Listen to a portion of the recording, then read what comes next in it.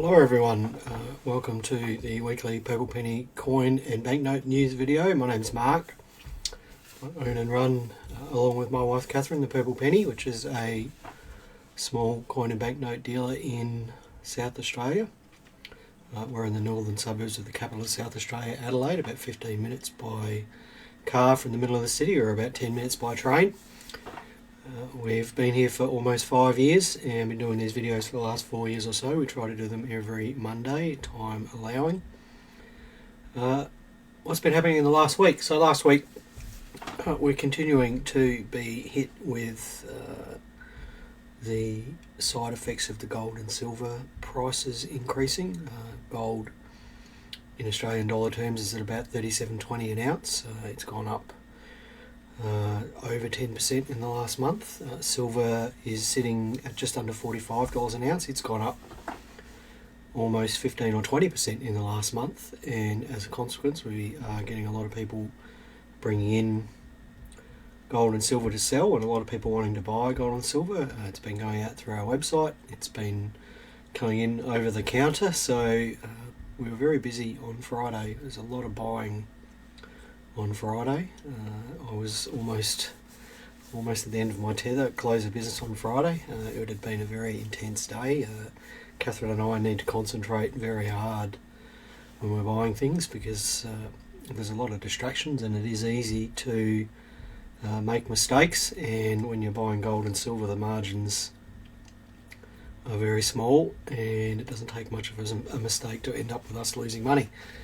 The other bit of news last week, of course, was the second AFL coin set release from Australia Post. We didn't bother taking names for that set. We didn't bother announcing it on our Facebook page. And that's because the release day is usually on a Monday, and Australia Post didn't even get us the few coins that we ordered to us on time. So by the time they get here, many people have already got theirs from Australia Post. So we ordered minimal stock this year. We still have big things stock, and we still have the first AFL coin sets available if you're after one of those. So yeah, minimal stock. So let's just jump into the news. We might as well do that. The AFL coin release, they did it slightly differently this year. It was $45 for the folder and a tube with 20 coins, so 18 team coins, and an AFL men's and AFL women's coin. They had the usual 1 in 10. Would have the 2 coloured coins in it. I did see on the Australia Post website that they've released the 18 team PNC set, which is $465.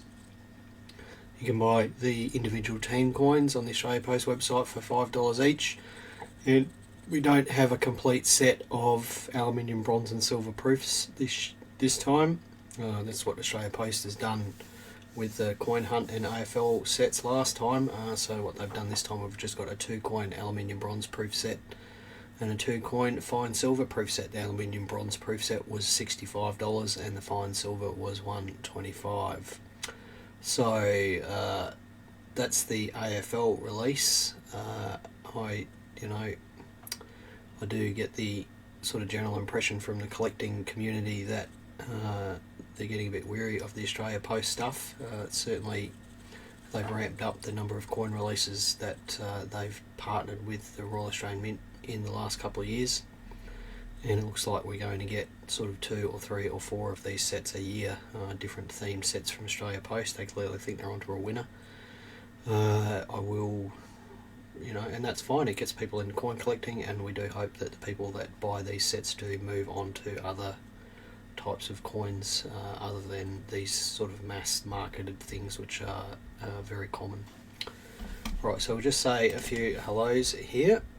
Hello everyone who's watching, thank you everyone for joining in. Hello Greg, hello Gary, John, Damien, Susan, Peter, Byron, Nelson, Charles, Peter, Daryl, Ray, Ricky, Ogie, Michelle, Richie, Antonius, and Adam, and Gwen, and Aaron. Thank you, Antonius, for sending us some pictures of the Brisbane Ander event, which was last weekend.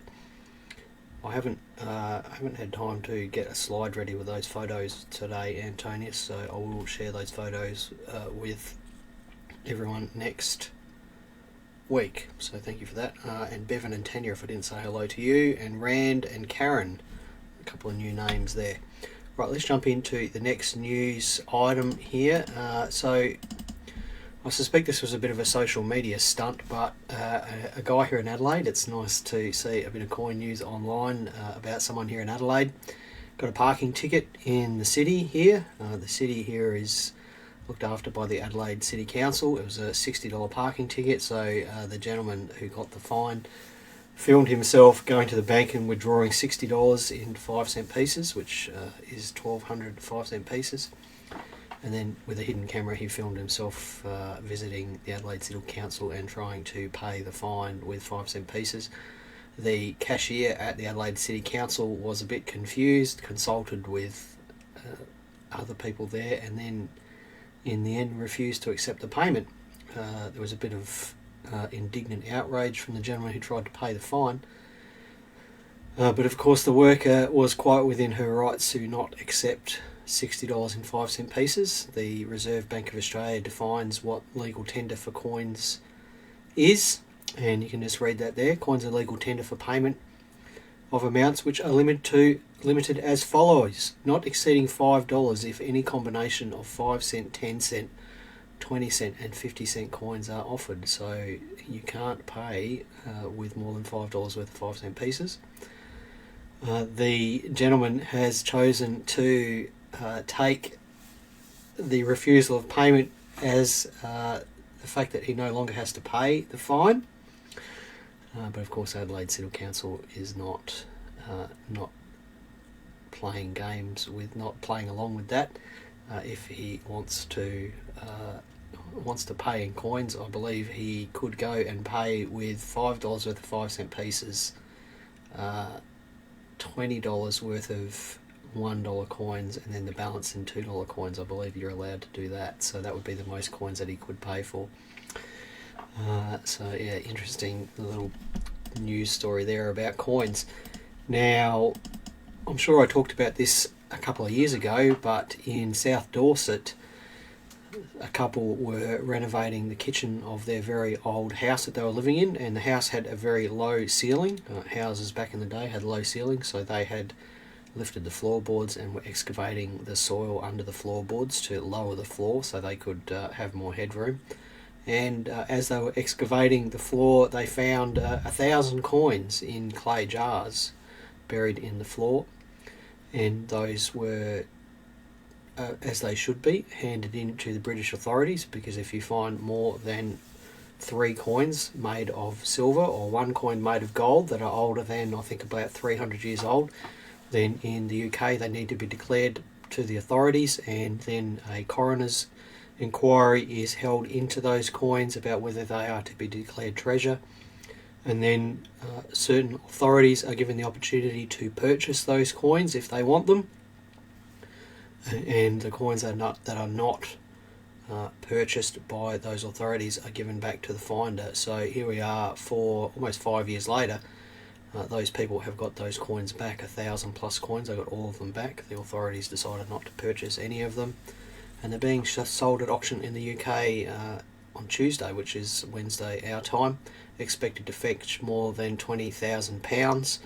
And authorities from the British Museum have said they probably come from the English Civil War, because all the coins are from King James I, Charles I and Elizabeth I.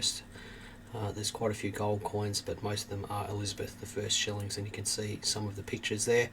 They're being sold by a local Dorset auction house called Duke's Auctions. Their catalogue is online, and you can go and take a look at that. And if you want to bid on a historic coin that was found while someone was digging up their kitchen floor, then you can absolutely do that.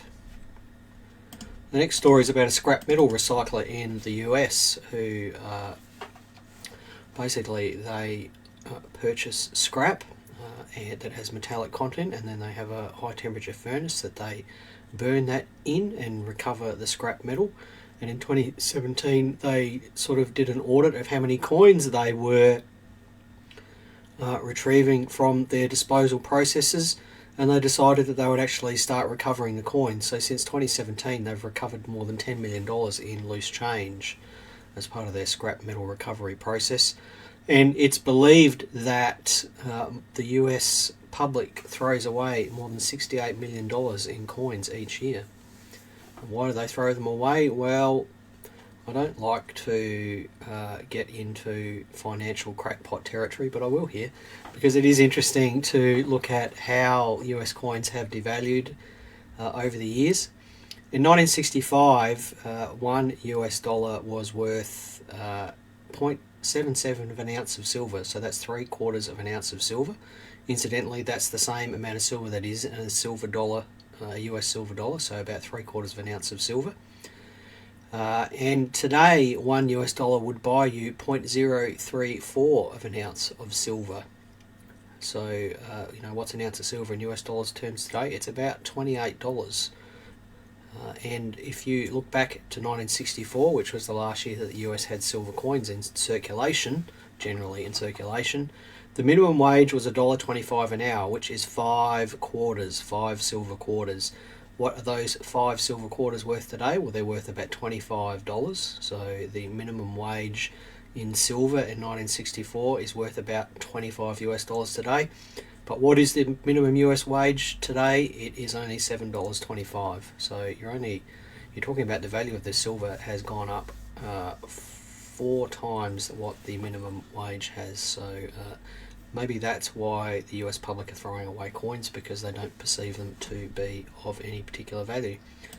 Now, the last one here was absolute wackadoodle territory. I couldn't not talk about this as a South Korean man who clearly has a few issues.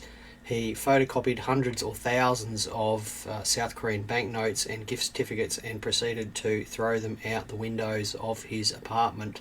Why he did that is very unclear, but obviously counterfeiting money is illegal in South Korea, so the gentleman did receive a jail sentence for counterfeiting money, and I don't think he got sentenced for photocopying the gift certificates, but he also got a bit of an additional jail term because he was putting up posters around his neighbourhood suggesting that people could go upstairs to his neighbour's house for drugs and a good time.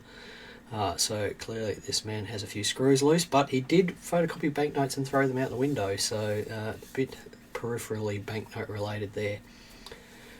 Now, I just will remind you that we're closed for the second half of May. We are closed from our last opening day will be May the 11th, Saturday, May the 11th, and we'll be reopening on June the 5th, Wednesday, June the 5th, and we'll be closed all that time in between. The website will be closed. It will not be taking orders, and it will be closed probably a few days before the 11th, just to allow us to clear out the backlog of mail. I do apologise in advance for that, but we need to have some time off. If there's any Royal Australian Mint releases during that period, we will communicate that to the Royal Australian Mint, but we won't be taking names or anything like that, obviously, and we'll just have to sort all that out when we come back. So apologies in advance for that. Now, I thought today I would revisit a topic I talked about a couple of years ago, and that's because it's a topic that's probably a bit closer to us at the moment than what it has been in the past, and that's just working out what you would do with your collection when you stop collecting. And I guess that can happen in a few ways. You can be, perhaps not elderly and decide that collecting isn't for you anymore, or you can be perhaps reaching the later stages of your life and you're not physically or mentally up to collecting anymore. But either way, we need to make a choice about what we're going to do with our collection, because at some point the collection needs to be got rid of, whether that be by you or by the people who you pass it to, or by the people who perhaps get it without wanting it. And these are questions that Catherine and I have been asking ourselves recently, and they're questions that we hear from many people who come in here who have inherited a collection. And I think us as collectors have a responsibility both to ourselves and our relatives to either prepare that collection for disposal or leave information to make it more easily disposed for the people who get it after us, or to get rid of it ourselves. We do have an obligation for that. I think that our descendants have enough to deal with if someone passes away without having to get rid of a complicated coin collection that they don't necessarily understand. And so let's just have a quick look at what that might entail. So I guess the first thing is, why are you stopping? For many people, they stop collecting because they just get sick of it. So the hobby becomes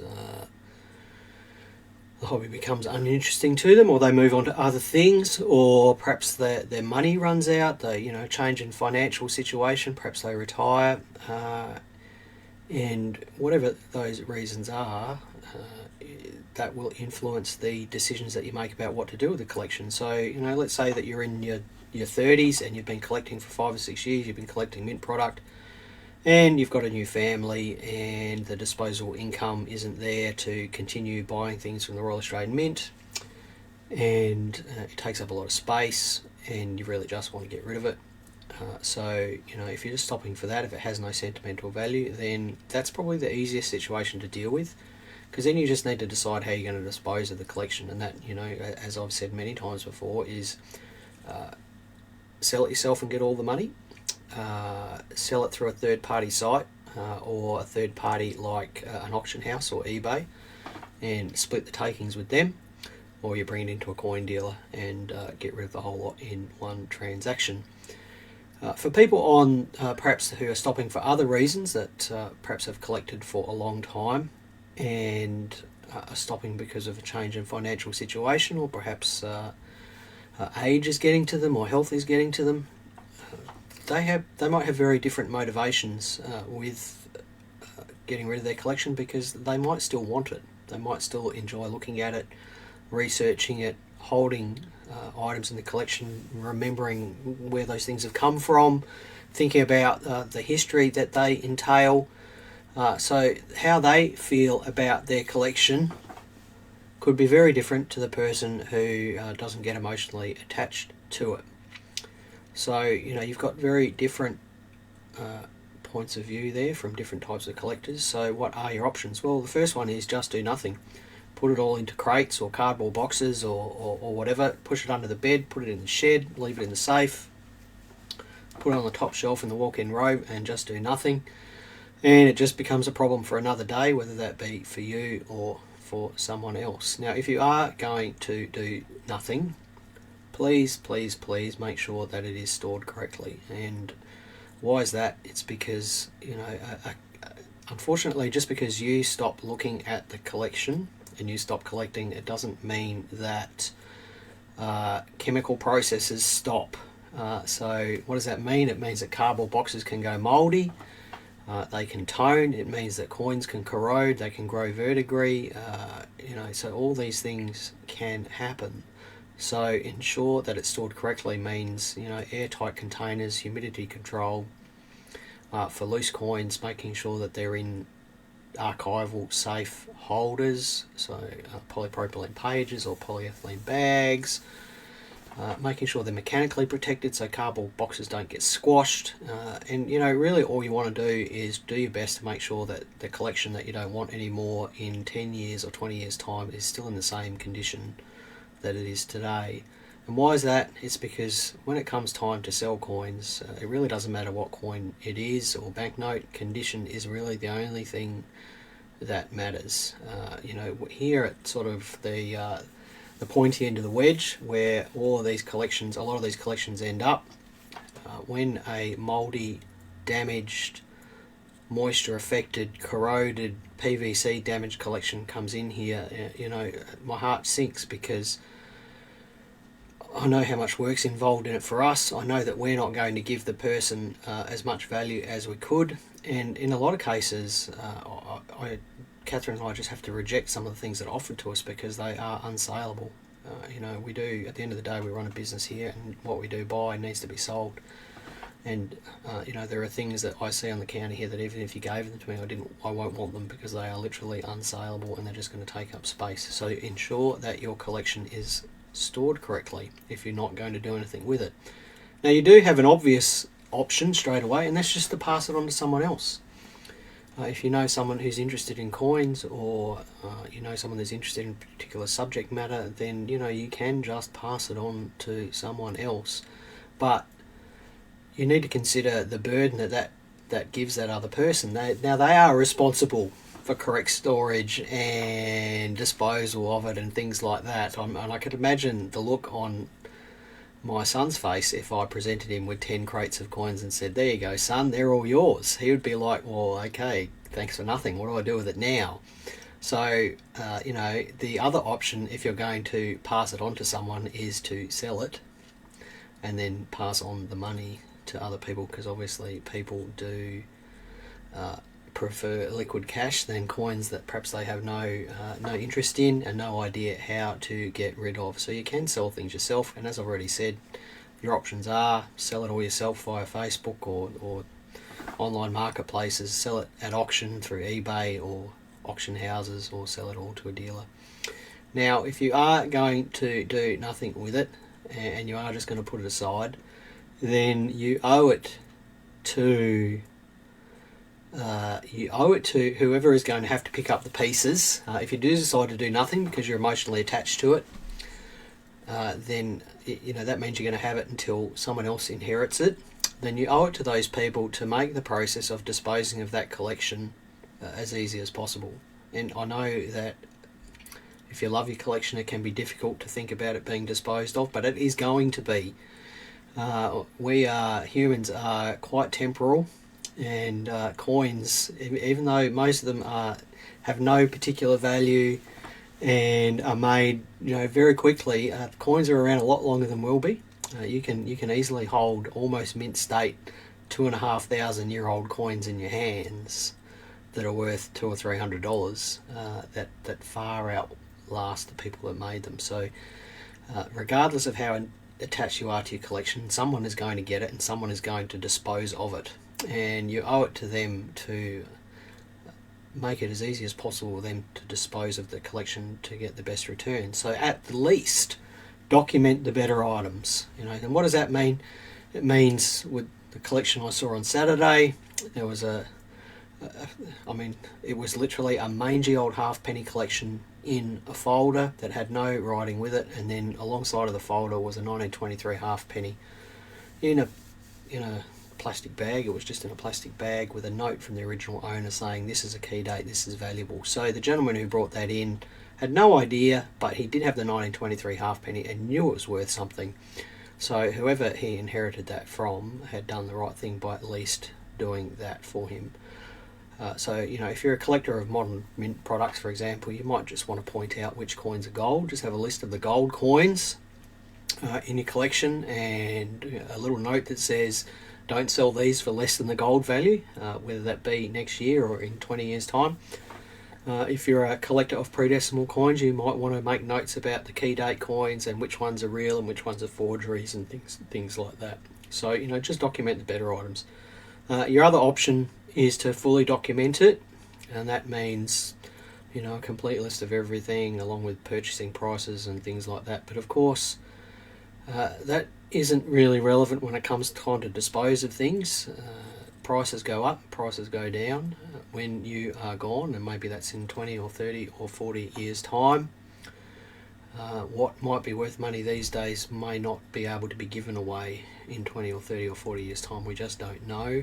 I do, every time I think about this, I think about the VC dollar, which of course in the middle 2000s was selling for $300, and now you can barely get $40 for them. So with some decimal products, that is what's going to happen. And pre-decimal prices for mid-grade stuff haven't exactly been going up either. So we can only document it as best we can, and then count on those who come after us to do their best to get rid of it. Now, this last point here is something that Catherine and I have been talking about, just with our descendants, is just providing a little bit of selling advice and some contacts along with the collection, so that when whoever it is confronted with boxes full of coins, they don't sort of jump on the phone and just ring the first person that comes up on Google and then sell the whole lot to them for $200. So providing them with a list of auction houses, what sort of material is best sold through those auction houses, providing them with a list of coin dealers that you trust, and along with their phone numbers. If you're making friends in the coin collecting community, providing them with contact details for those people. So, you know, just a bit of a helpful guide. I'm aware that you won't be around to hold their hand through the whole process, but you can at least put their feet on the right path. So, you know, it's a difficult and emotive topic, getting rid of our collection. And, you know, we see the full gamut of emotions of people who are getting rid of either their own collection or their father's or mother's collections and things like that. And as I've said to you a few times before, you know, when someone comes in here and they say, oh, I'm selling my father's coin collection, and I always pass on my sympathies for their passing, and then they say, oh, but they died 32 years ago. You know, and they're still upset about selling the coins. These are never easy times for people, and you know, us as collectors, we get attached to our coins, and it's difficult for us to think about them being sold as well. So, but it is best to apply a bit of logic and make it easy for those who come after us, and allow them to get rewarded as much as possible from our collection, and ensure that our collection goes into hands where they will be looked after down through the generations, because that's all we can do. We're only temporary custodians of these things. Right, we'll just have a few comments here.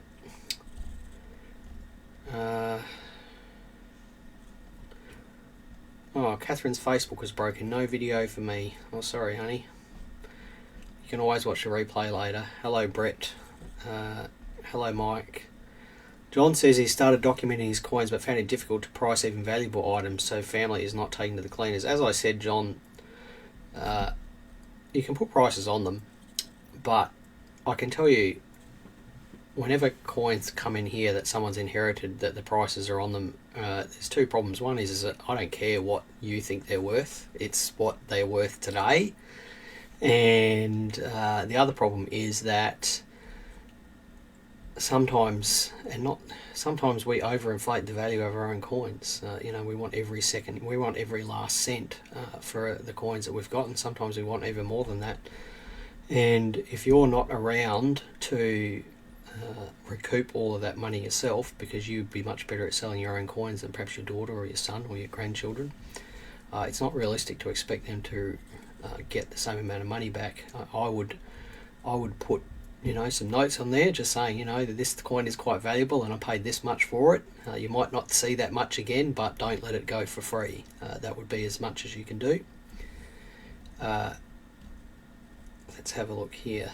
Nelson says, you can always have the coins buried with you, Egyptian pharaoh style. Well, that's not a bad idea. Perhaps we should all get a gold sovereign put in our eyes or something when we pass away. So, right, Adam says, I literally just put the price and date I purchased them in my database. Well, Adam, I used to do that, but the trouble with that, and I'll explain to you my thought processes then. It was when I knew how much I'd paid for something, I was always reluctant to let it go for less than what I paid for it. And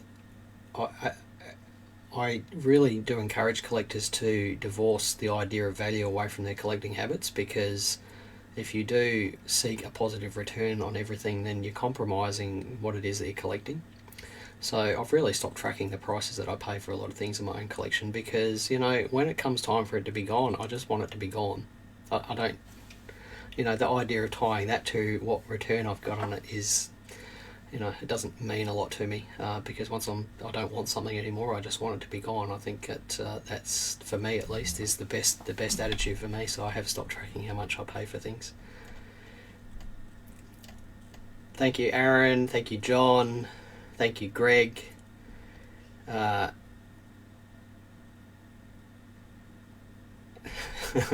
Wayne says he's using his coins for his retirement, not for inheritance for the kiddies. Sorry, kiddies, no worries. That's a good attitude as well. All right, that'll do for today. Thank you, everyone, for persevering with that. And do stay safe and be healthy. Next week is question and answer week. Last Monday in April. Oh my gosh, we're at the end of April already. If you do have any questions that you want me to answer correctly, or at least speculate wildly on, please send us an email or pop through a Facebook message or comment on this thread for any questions. There'll be a couple of posts next week asking for questions. Please take the time to think about what you'd like me to address, and I will do my best to address those. Alright everyone, stay safe, happy collecting, and bye for now. See you next week.